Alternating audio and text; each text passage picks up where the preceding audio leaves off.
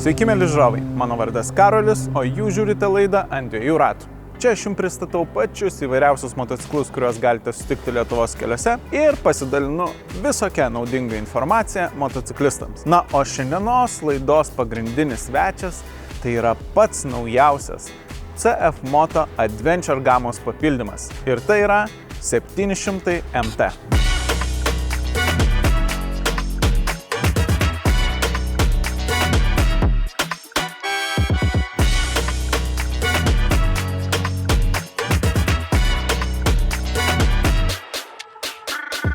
MT vardas nėra visiškai naujas CF Moto modelių gamoje, bet anksčiau 700 MT ABS modelis buvo stipriai nutolęs nuo Adventure kategorijos. Mat buvo montuojamas su 17 solių ratlankiais tiek priekyje, tiek gale. Na, o šis motociklas montuojamas su 19 solių priekyje ir 17 solių gale. Toks ratlankių dydis parodo, kad motociklas nėra labai stipriai orientuotas į bekelę, tačiau žvyro keliai ir kažkokie miško keliukai visai jam bus įveikiami. Ar tai iš tikrųjų pasitvirtins, mes pabandysime ir sužinoti. Bet šiaip motociklas atrodo patrauklus, ypač įvertinant jo kainą. Be to, jo ir komplektacija labai nebloga, nes turi šildomas rankenėlės bei šildomą sėdynę. Na, o dabar belieka motociklą tik išbandyti, bet žinoma, prieš tai paklausykime, kaip jisai skamba.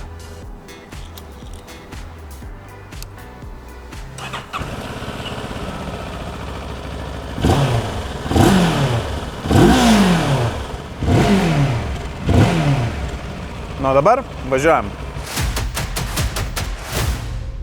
Taigi, CF Moto 700 MT. Šis motociklas yra varomas 693 kubinių centimetrų darbinio tūrio 2 cilindrų varikliu, kurį mes jau šiais metais turėjome galimybę, turėčiau pasakyti, prisiminti, nes esame ir anksčiau motociklų su šiais varikliais apžvelgę. O šiais metais apžvelgėme Motomorinį X-Cape 700, kuris naudoja irgi lygiai tokį patį variklį. Šiame motocikle jis išvysto 67 arklio galias, jeigu neklystu, ir kas yra labai panašiai kaip ir Motomorinį. Na, grįžtant prie šio motociklo, dar reiktų pašnekėti apie svorį. Jisai sveria apie 240 kg pilnai paruoštas kelioniai ir turi 20 litrų baką, taip kad nemažai, jeigu jau pilnai pripilsite iki viršaus. Jeigu šnekėdamas apie X-Cape motociklą, aš sakiau, kad jis nėra per daug ypatingai dinamiškas, tai kažkaip CF Moto sugebėjo šį motociklą tokį padaryti. Ir manau, kad esminis dalykas yra greičių dėžėje, o gal labiau žvaigždžių komplekte. Nes atrodo su motociklu važiuojant, kad bėgiai yra trumpoki. Ir tas iš tikrųjų priverčia motociklą jaustis ganėtinai gyvybingą, su tokiu, sakyčiau, ne pačiu įspūdingiausiu arklio galių skaičiumi. Ko šiame motocikle pasigendu, tai šiek tiek smagesnio garso takelio. Man toks vaizdas, kad motociklas yra smarkokai pritildytas ir norėtųsi, šiek tiek daugiau garso iš duslintuvo.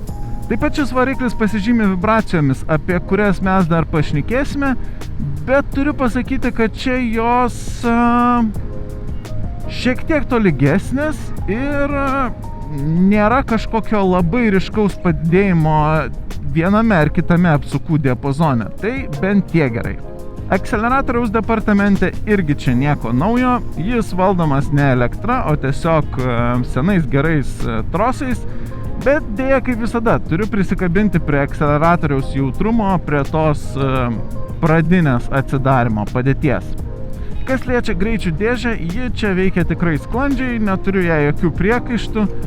Gal kiek stiprokai atrodo reikia kojelę kelti, mėtant bėgius į viršų, bet bendrai paėmus tai viskas veikia labai neblogai. Gerai veikia ir motociklo sankaba, kuri yra ir lengvai spaudžiama, ir puikiai moduliuojama. Kągi, štai važiuojame mūsų posūkių kelyje ir galime pakalbėti apie šio motociklo valdomumą.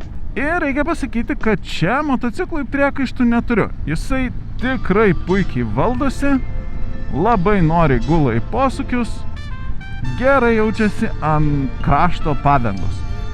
Žodžiu, tikrai mėgaujuosi važiuodamas juo. Vienintelis gal dalykas, kuris man šiek tiek kliūna, ant jo sėdint atrodo, kad pakojis yra ganėtinai žemai.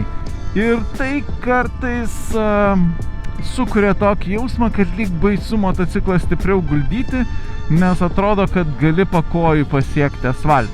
Važiuoklė šitam motocikle irgi yra visai maloniai veikianti, nei per standi, nei per minkšta. Na, o kas liečia stabdžių sistemą, tai priekyje čia turime 2 diskus ir CF Moto stabdžių suportus.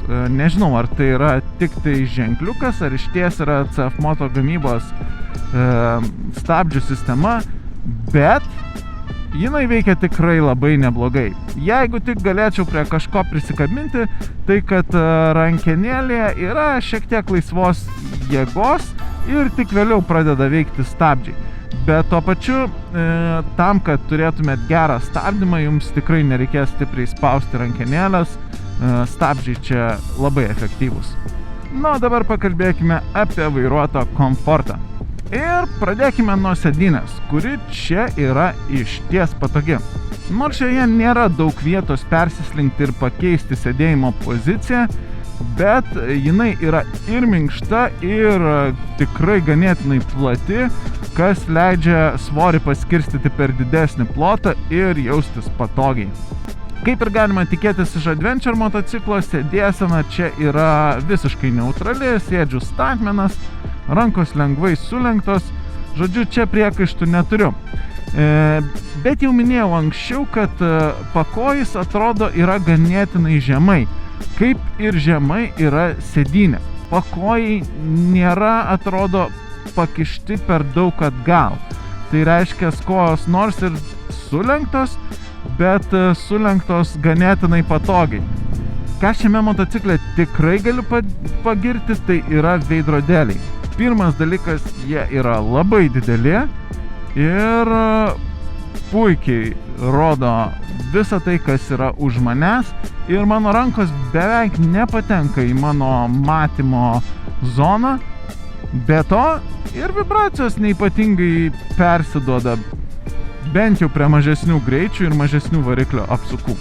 Kaip visada naujose CF Moto modeliuose valdymo sistema yra tikrai puikiai, jaučiasi kokybiškai, patinka man šie mygtukai ir tikrai labai puikus ekranėlis, kuris montuojamas ne viename CF Moto modelyje. Labai informatyvus, labai gerai rodo net ir pačioje ryškiausioje saulės šviesoje. Žodžiu, šitoj vietoj visiškai jokių priekaištų neturiu. O ir pati meniu sistema yra aiški ir lengvai valdoma šiais mygtukais. Beje, šis motociklas turi ir padangų slėgių indikatorius. Na, dabar kaip visada pabandysime, kaip šis motociklas akceleruoja. Štai 23 km per valandą. Gazas dugnas.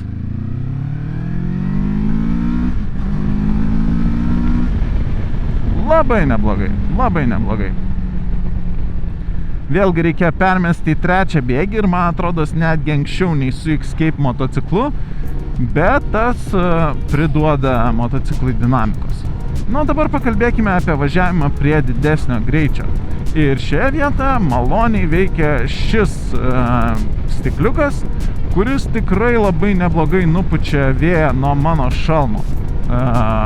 Praktiškai visas srautas praeina, na, netgi sakyčiau virš kaktos. Gal šiek tiek pačio šalmo viršų ir kabina, bet labai labai nedaug. Todėl man važiuoti tokiu greičiu čia yra ganėtinai tylu ir garsas tikrai nevargina. Tai komplimentai CF Moto už šitą stikliuką. Beje, jis lengvai reguliuojamas šiomis rankenėlėmis.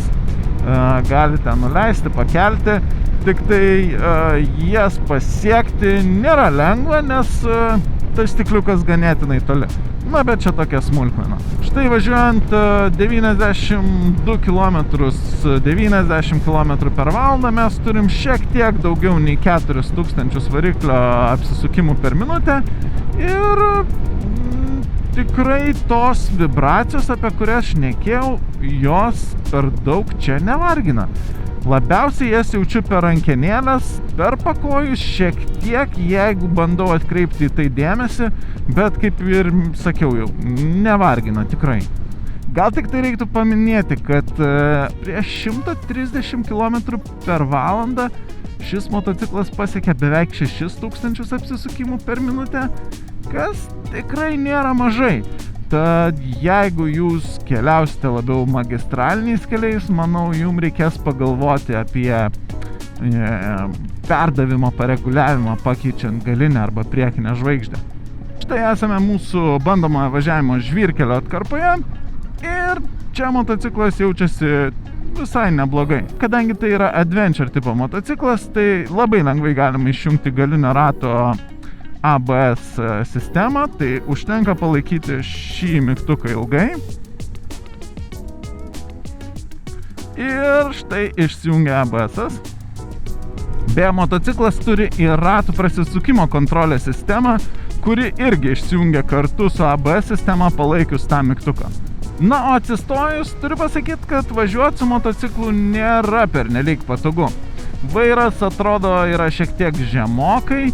Ir jeigu bandai motociklą suspausti kojomis, mano blauzdos remiasi į šias plasmases ir tai ganėtinai nemaloniai jas spaudžia.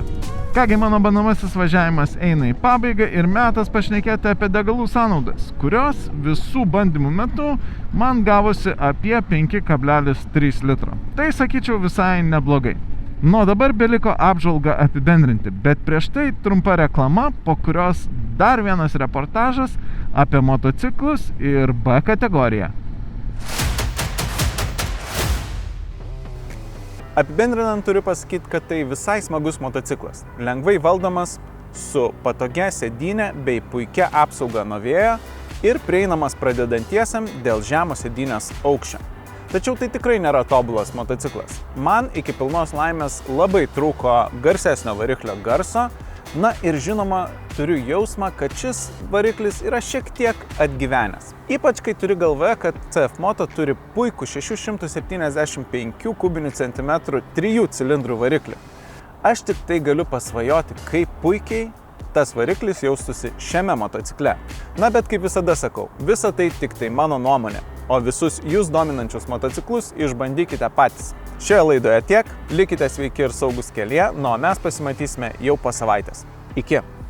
Laidos vedėjo saugumu ir komfortu rūpinasi Rūka ir Schubert, už kuriuos dėkojame K-Moto.